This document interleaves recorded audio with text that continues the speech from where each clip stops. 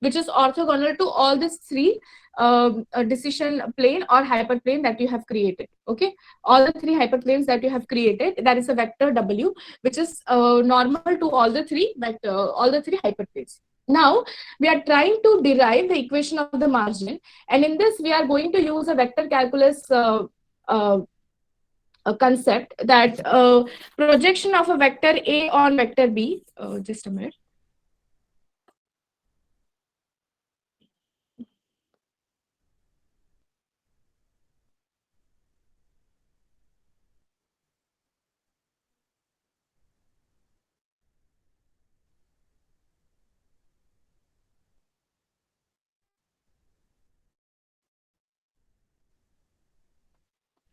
Just a minute. Wait for 2 minutes.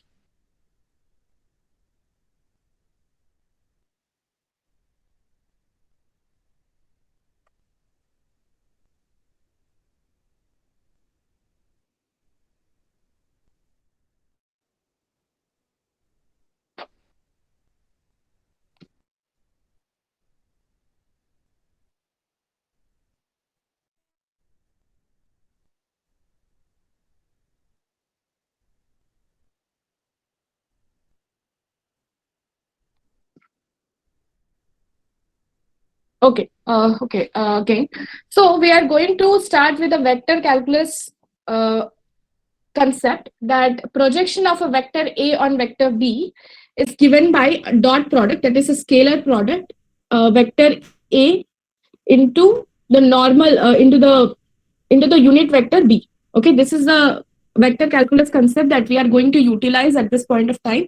And if you say this normal this value is equals to root of, for example, B is equals to B1 square plus B2 square, and so on.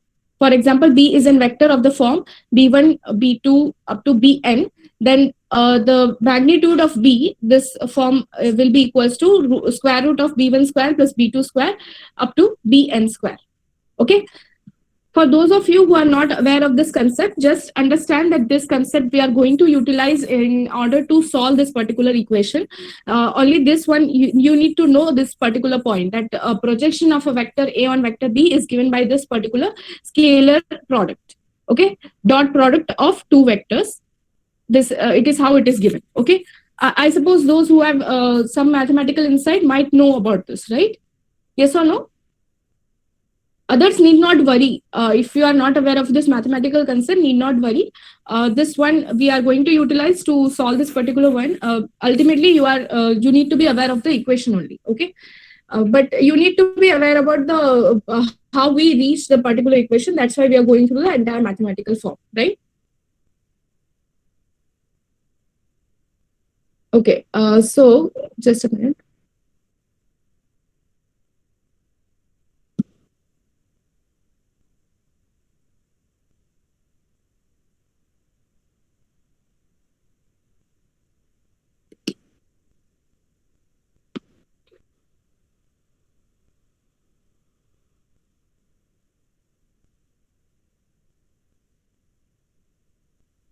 Okay.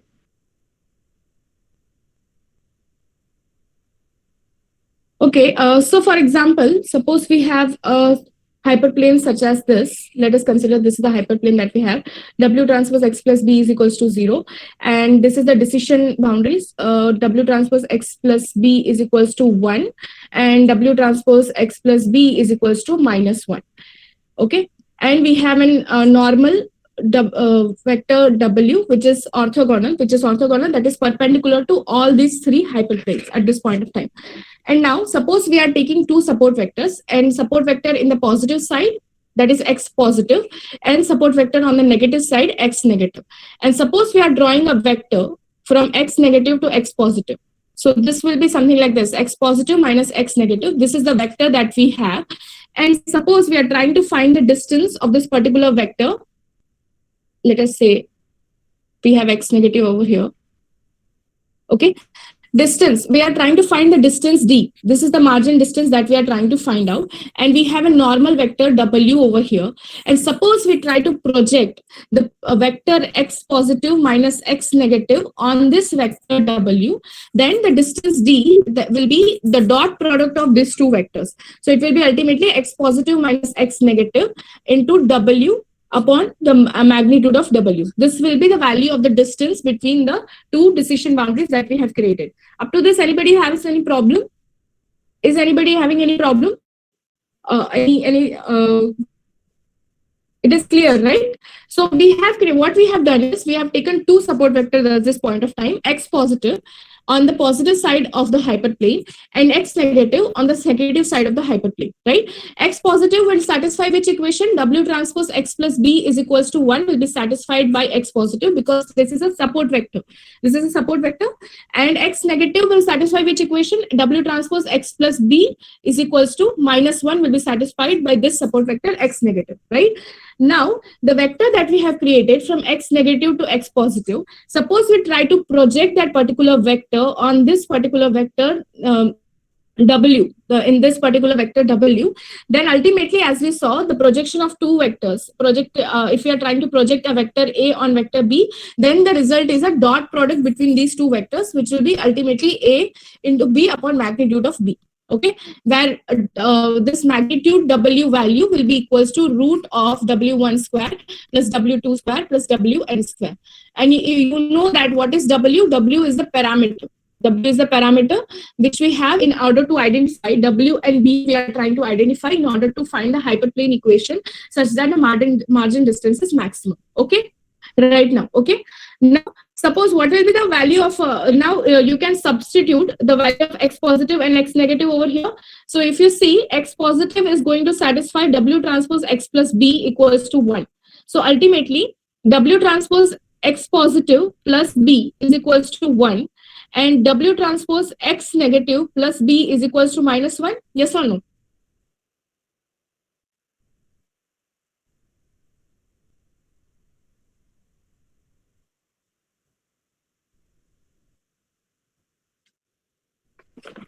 Yes, yes.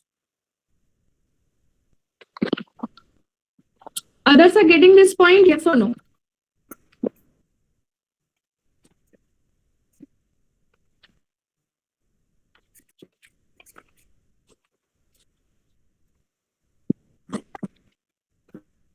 Okay, just a minute.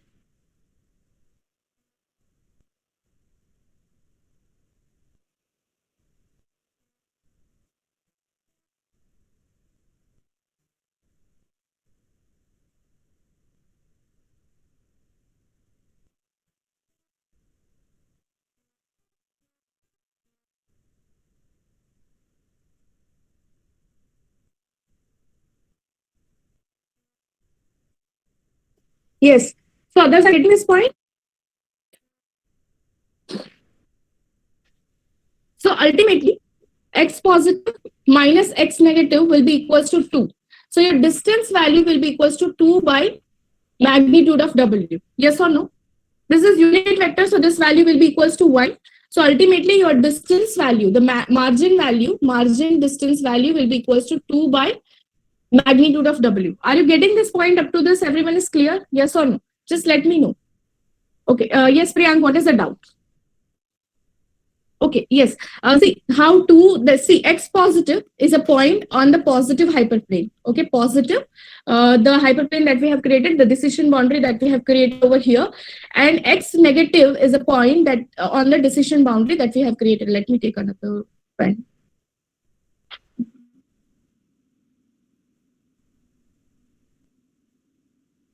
Yes, x negative is a point. Let us say x positive is a point on this hyperplane and x negative is a point on this hyperplane.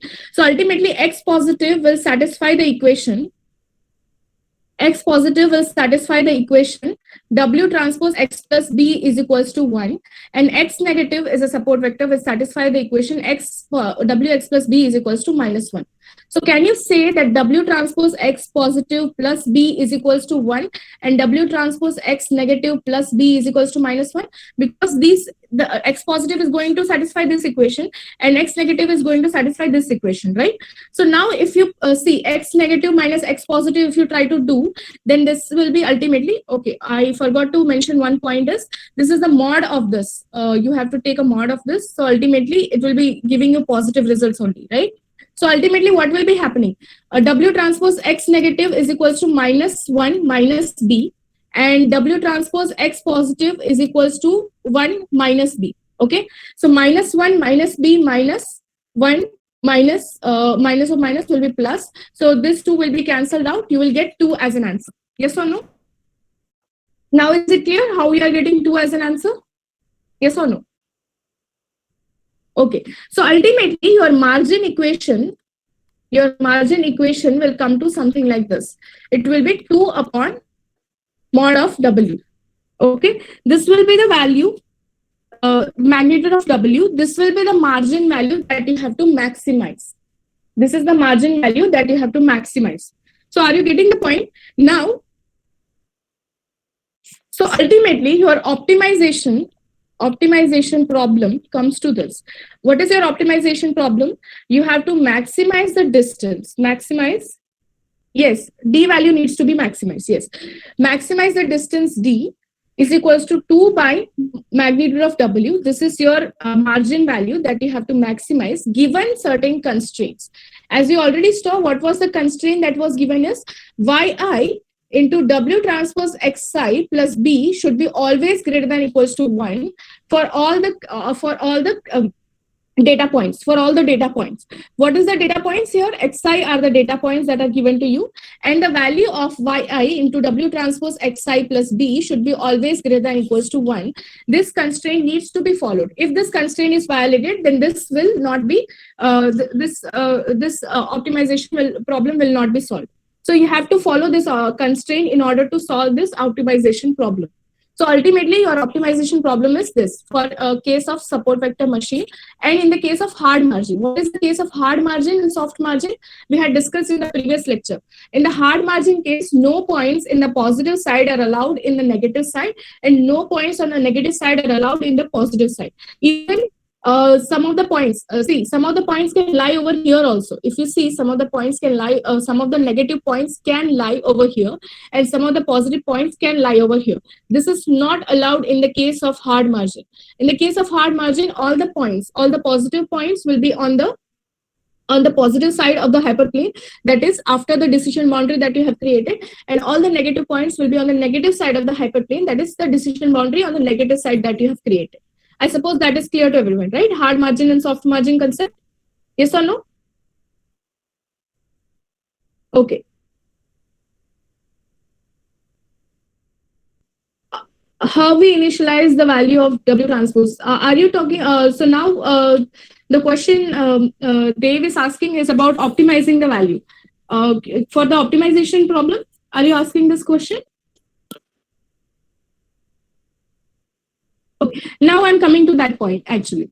Okay, see, so far in the optimization problems that we have solved in the case of linear regression and in the case of logistic regression, if you recall, our optimization problem was unconstrained optimization problem. Unconstrained optimization problem. So far, we just had to minimize the cost function that was given to us. There was no any constraint given to us that given this particular constraint, you have to solve this minimization problem. There was no such cases here. But in the case of SVM, our optimization problem is a constrained optimization problem. Is a constraint optimization problem. Given the constraint that Yi into W transpose Xi plus B should be always greater than equals to 1. This is the constraint that you are given in order to solve this particular optimization problem. So now we are going to see. So if you, I would suggest all of you to go through one of the YouTube channels that is given to you, that is provided. That is IISc Bangalore numerical optimization theory. So in that particular videos, you will come in more insight will be given to you about numerical optimization. I cannot go in depth of this numerical optimization, but I can give you an idea that how we'll be solving this particular constraint optimization problem at this point of time. But if you want to gain more in-depth knowledge of how different optimization problems are there, and what are the conditions and everything, you may go through that particular YouTube channel, that is IISc Bangalore numerical optimization. Okay, for your reference, this is for your reference, for your greater insight. You may go through that for greater insight. Okay, so now as we saw, so far our optimization problems are unconstrained. Now we have a constrained optimization problem. One way to solve this particular optimization problem is you may convert the constrained optimization problem into an unconstrained optimization problem. That is one way to solve this particular problem. Which we won't be going through because there is a possibility that while converting the constraint to unconstrained form, you may not be able to solve this problem correctly. So we'll be going through a method to solve this constraint optimization problem, which is Lagrange multiplier method. Okay, we'll be utilizing Lagrange multiplier method in order to solve a constraint optimization problem. And how will we be solving this? So right now, our optimization problem is to maximize 2 by mod of W given the constraint. Okay, we, for our mathematical convenience, most of the for our mathematical convenience, will convert this into a minimization problem. So if we are trying to maximize 2 by W, then we are trying to minimize W by 2. Can I say this? Yes or no? Can I say this or not? Yes? Okay, so ultimately we are trying to minimize W by 2 given the constraint by I into W transpose Xi plus B greater than equals to 1. Okay, so this is our optimization problem that we are going to solve. And we can also state this W mod of W as W square by 2. Why? Because magnitude of W is equal to root of W1 square plus W2 square plus Wn square. And we can also say that W, we can also call this W square of W. We can also call this square of W. I suppose everyone is clear with this particular point. Up to this, is everyone clear? Okay. What about others? Are others clear with this particular point that we are going to, that I just discussed? If anybody is having any doubt, you may please ask. Right now, we'll be going in a little bit in the mathematics part. So some of you, if you are facing any difficulty, please let me know so that in the classroom itself, we can solve it, right? So do not hesitate to ask any questions.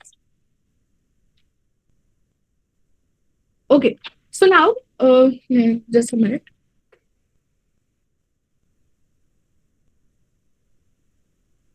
Okay, so we'll be converting our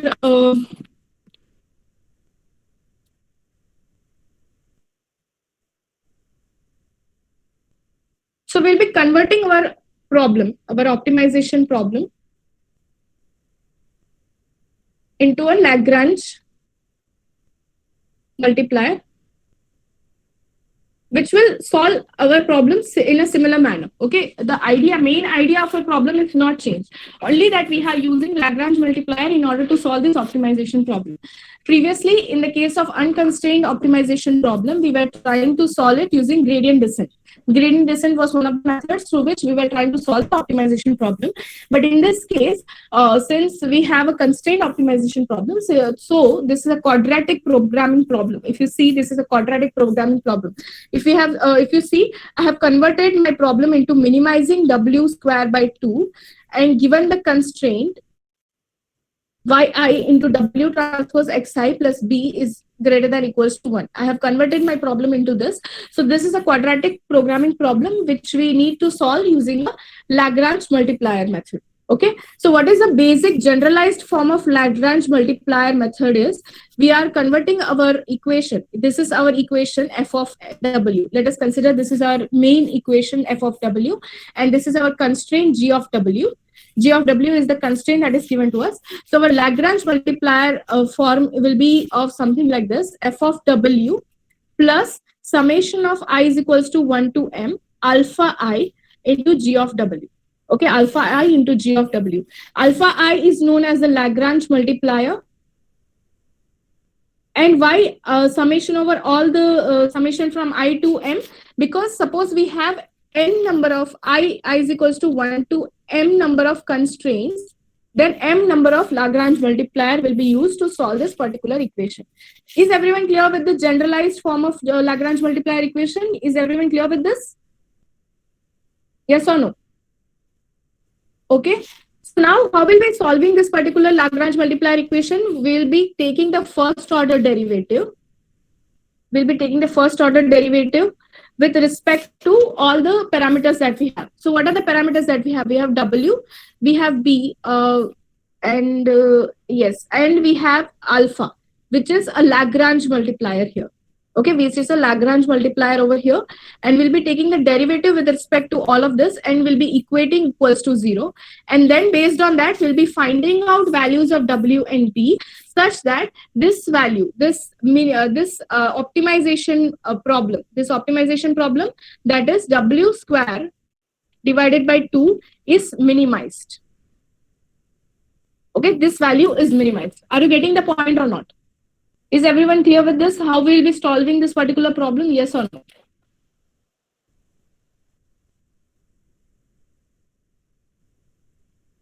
Okay, so let us see one example for everyone so that it is clear. So for example, right now we can have we can have constraint can be of equality form and can be of inequality form as well. Okay, right now our constraint is of inequality form. What is an equality form of constraint? Suppose if yi into W transpose xi plus b was equals to 0, then it is known as equality constraint. And if this is less than equals to 0, then it is known as inequality constraint. Less than, greater than, these are known as inequality constraint. Right now we are, for example, right now in the example that is given to you, we are dealing with an equality constraint. Okay, so we are given, suppose, consider, right now I'm just solving a random example. I'm just giving you a random example so that you get an idea that how to solve this particular problem, right? And see, right now we are solving for a very small set of, we are considering that our data set is very small. But in the case of our data set will be very large. So in that case, our computer might have a certain quadratic programming problem installed in it, which will be solving this Lagrange multiplier problem in order to find your optimal solution. In this case, we are just considering for smaller set of database. We are considering what is the main idea, how it will be solved. We are just understanding how it will be solved at this point of time. Okay. So for example, we have to minimize a certain function f of x comma y. So f of function f is a function of parameters x and y, and it is given by x is equal to 2y, x plus 2y, sorry. And we are given to subject to a equality constraint x square plus y square minus 4 is equals to 0. Okay. So we will be converting it into a Lagrangian form, which is of the form L x y and lambda, which is a Lagrangian multiplier, x plus 2y plus lambda into x square plus y square minus 4. So here, what is f of x? F of xy is x plus 2y. That is our optimization problem that we have placed first, plus lambda into our g of w, which is g of w is our subject to constraint. That constraint that we are adding is x square plus 2y, x square plus y square minus 4 is equals to 0. That is the constraint that we are adding. Now we'll be finding out the first order derivative. So we have finding out the derivative with respect to all the parameters that we have, with respect to x, with respect to y, and with respect to lambda. So here we have calculated with respect to x, y, and lambda. And based on that, we are finding out the values of x, y, and lambda. These are the values that we are finding. So right now, can you try to solve this particular derivative? Are you getting the similar derivative or not? Just try to find out, are you getting these values by solving this particular equation? What I want you to do is, right now this Lagrange problem is given to you. Can you solve this particular problem and give me whether you're getting this particular result, yes or no? Okay, I'm giving you 2 minutes to solve this. Okay, is everyone clear with this, what we are trying to do at this point of time? Yes or no? Just let me know in the comment, the chat section. Is everyone getting the idea what we are trying to do here?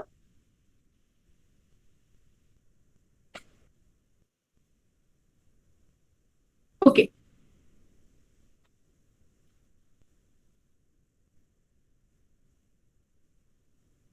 Okay. So what I want you to do is I want you to solve for this and let me know whether you are getting these values x, y for x, y, and lambda. Okay, I'm giving you 2 minutes. So this is the equation. Minimize f of x comma y is equals to x plus 2y. The subject to the constraint x square plus y square minus 4 equals to 0. Just let me know whether you are getting this value or not. And then we'll proceed to further points where we'll be solving for.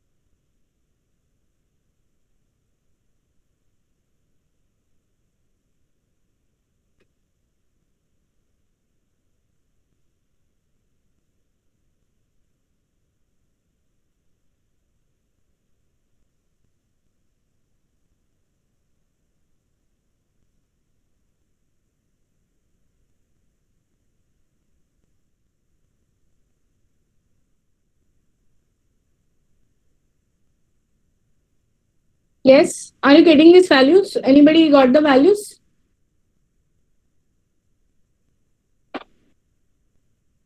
Okay.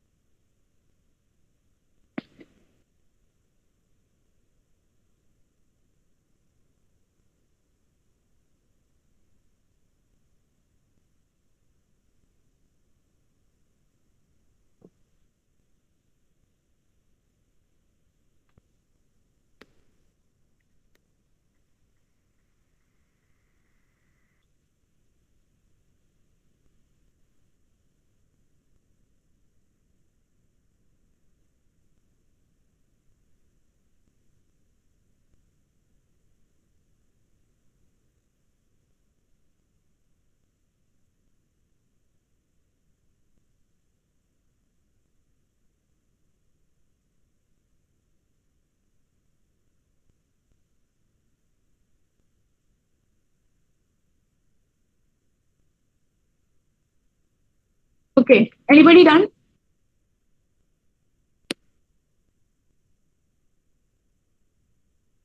Okay, yes, Kevin, are you getting the similar value that is stated in this particular slide? Are you getting values similar to this? Okay, fine. I suppose everyone is getting the idea. So based on this, what about others? Are others getting the idea or not? Okay, see, what we are trying to do is we'll be converting our optimization problem. First step will be converting our optimization problem into Lagrange multiplier form, and then we'll be solving for the Lagrange multiplier.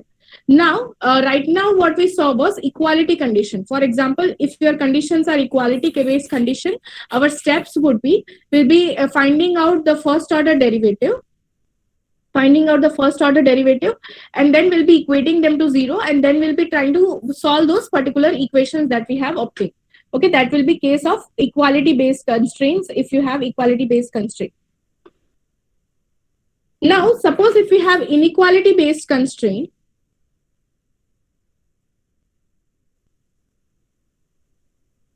inequality based constraints means, for example, the one in our SVM problem, that is yi into w transpose xi plus b is greater than equals to 1. This is an inequality based constraint. In that case, what we'll be doing is we'll be following some other constraints, that are other conditions that we need to satisfy in order to solve the optimization problem, which are Korush, Kohn, Tucker, KKT conditions, Korush-Kohn-Tucker conditions that we need to satisfy in order to solve this particular inequality-based optimization problem. Okay, see, right now this might be getting a little confusing, but this you have to accept that you have to solve this particular problem. I suppose that everyone is clear that why we are proceeding for Lagrange multiplier. Since we have unconstrained optimization problem, so we are proceeding with Lagrange multiplier based problem. In that case, in order to solve an optimization problem with inequality based constraint, there are certain conditions that needs to be satisfied, which are Korush-Kohn-Tucker conditions, that are KKT conditions that needs to be satisfied in order to solve this particular Lagrange multiplier problem. Now we are proceeding with one more point before going to the mathematical part of this whole idea, that is primal and dual form. Okay, primal and dual form of a particular equation.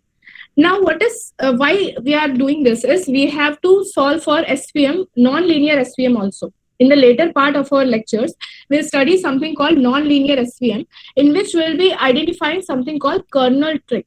What do you mean by this is, for example, if you remember our XOR problem. XOR problem was something like this, where we had 4 data points, and we were not able to create a hyperplane to separate these points. In the case of kernel trick, what will be happening is we'll be converting our data set into another dimension. We'll be converting in the data set into a different dimension. For example, if you have a data set something like this, these are all positive points that we have in our data set, and suppose these are all negative points that we have in our data set. Now, in this case, a linear SVM will not come into rescue. Okay, for data set something like this. In that case, what we have to do, we have to use something called non-linear SVM, and in that case, we have to use kernel trick. We have to utilize kernel trick in order to convert these data points into another dimension, so that we can create appropriate decision boundaries. So, in order to help with this kernel trick, we have to convert our primal problem into a dual problem. Okay, what is a primal problem and what is a dual problem? Are you getting the point what we are doing in the case of kernel trick? I'm just giving an idea. We'll come to detail in the later lectures, but we have something called kernel trick in order to solve non-linear SVM. Whenever a data set is not linearly separable, or you cannot create for example, a data set something like this, we'll be approaching to non-linear SVM, where we'll be utilizing something called kernel trick to convert them to appropriate form. For example, we may convert this into a polynomial form. We may use a polynomial kernel to create place this data set into a different dimension, and then we'll try to solve this particular optimization problem. Or there is another Gaussian kernel. RBF kernel is there. Okay, RBF kernel is there, where we'll be converting into some another equation we'll be utilizing to convert this data points into a different dimension to solve this particular data points. Okay, for that we are converting our problem from primal to dual form. Now, what is primal and what is dual? Now we'll be coming to that point. Up to this, everyone is clear?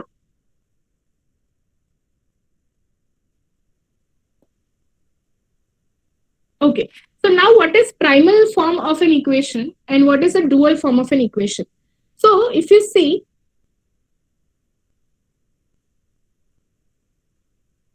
our main optimization problem is to minimize w square by 2 given the constraint g of w. So consider this f of w and given g of w is equals to something. For example, consider g of w is less than equals to 0 and there is some another constraint h of w which is equals to 0. Just consider for the example I am giving. So in all, our problem is to minimize the value of w, minimize the function f of w. For this, we have to find different values of w so that our function f of w is minimized. Okay, so this is our primal problem.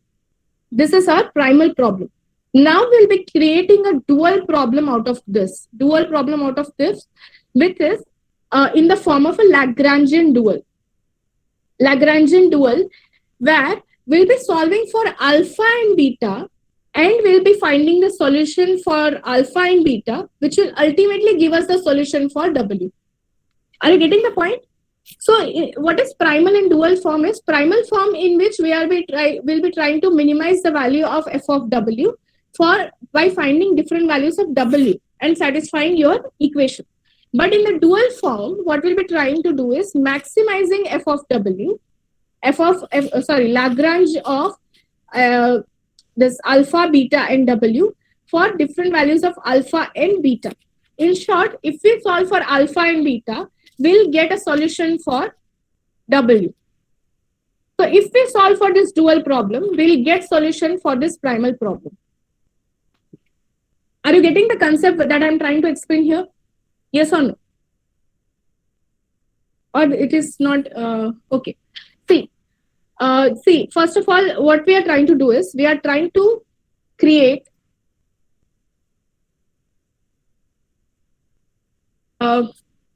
okay. See, in order to solve your optimization problem that is given to you, that is w square by 2 and given certain constraint. Just consider that randomly we are given constraint g of w less than 0 and h of w equals to 0. These are some of the constraint that is given to us. And in order to solve your inequality based constraint Lagrangian multiplier problem, you have to follow some KKT conditions as well, where KKT condition states that all your Lagrange multipliers that you have in your equation, that is alpha, beta, gamma, whatever Lagrange multiplier you have, should be always greater than equals to 0. That is, their value should be always greater than equals to 0. That is one KKT condition that you have to follow in the case of inequality-based constraint Lagrangian multiplier. Okay. Now, our primal problem in this case, in this case is to find the minimum value of f of w. Let us consider this value as f of w. Okay, and solve for this. Okay.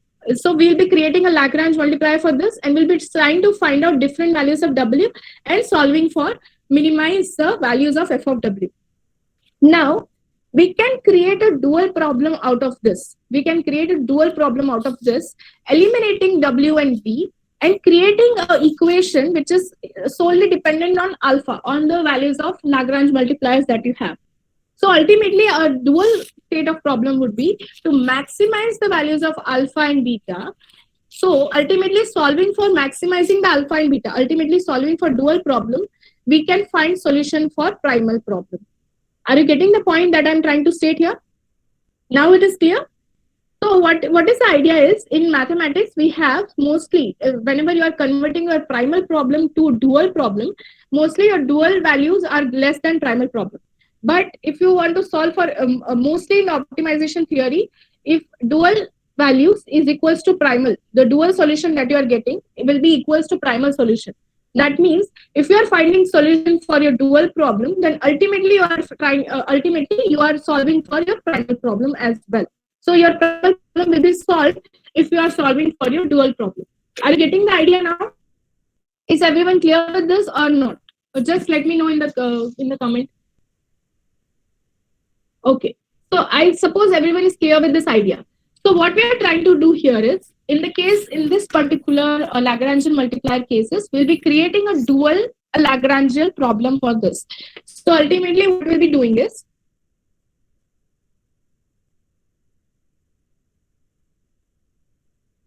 we have L, W, alpha, beta. So now we'll be considering only alpha, since we have only one constraint, that is G of W, which is yi into W transpose xi plus b is greater than equals to 1. So we have to follow certain KKT conditions as well in order to create this Lagrange multiplier.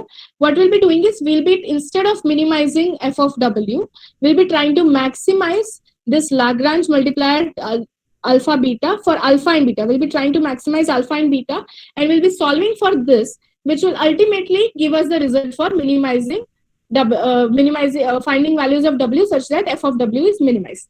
Okay, that is what we are trying to do. We'll be creating a dual form of Lagrangian, dual form of this Lagrangian equation, so that we can solve for alpha and beta, that is the Lagrange multipliers that we have in our equation, so that ultimately we get solution for this. Okay, that is what we'll be doing. And why we'll be proceeding with this is, sometimes it is possible that your primal problem may not give you appropriate results. So we'll be so it will be easier to solve dual problem, and we'll see why it will be easier to solve dual problem instead of solving for the primal problem. We'll see when we'll go through the entire equation. Now we'll go through the KKT condition that we need to satisfy for solving an inequality based constraint. There are certain KKT conditions that we need to satisfy. First is the first order derivative. Okay, first order derivatives that we have.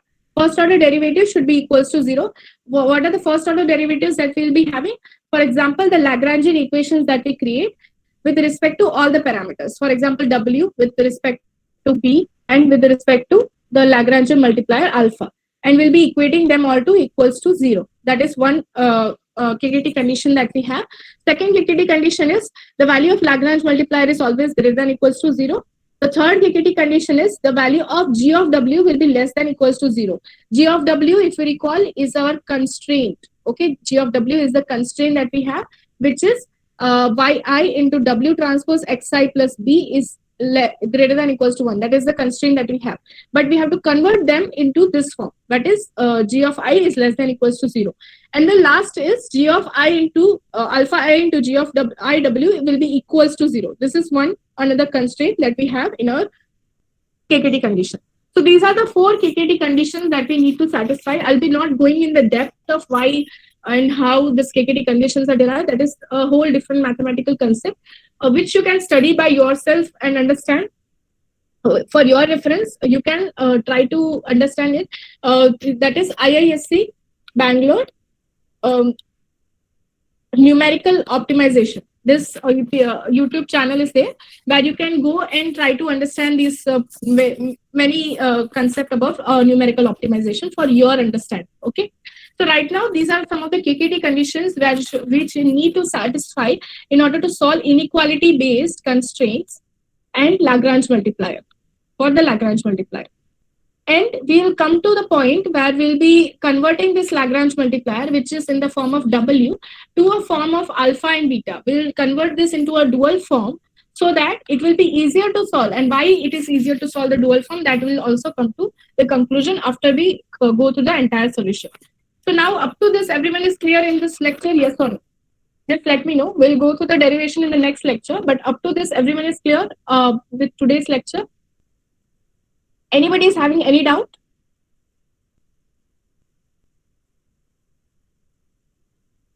Okay. So if you have any doubt, you may also ask in the lab session or in any other on the next lecture, or you may email me as well. So do not hesitate to ask any questions in the lecture as well, right? Since this is a little mathematical in concept, so I would suggest that you go through some of the basics of derivative and a basic of Lagrange multiplier to understand this. We already solved one example of Lagrange multiplier where we'll be we'll be solving for this, and the main idea that we need to derive is after the derivation that we do. That's why we are going through the entire derivation, so that it becomes clear to you that why we are creating a dual problem out of this primal problem and solving the dual problem instead of primal problem, and why it will be easier. And also with the kernel trick, why it will be helpful in the case of kernel trick that we are going to use to solve the non-linear SVM that we have.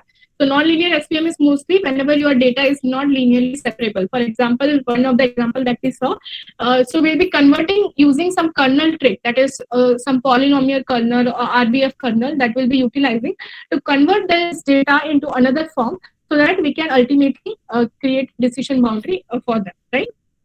So we'll be solving all these equations in the next lecture. So I suppose everyone is clear with today's lecture that we have done, right? Anybody is having any doubt?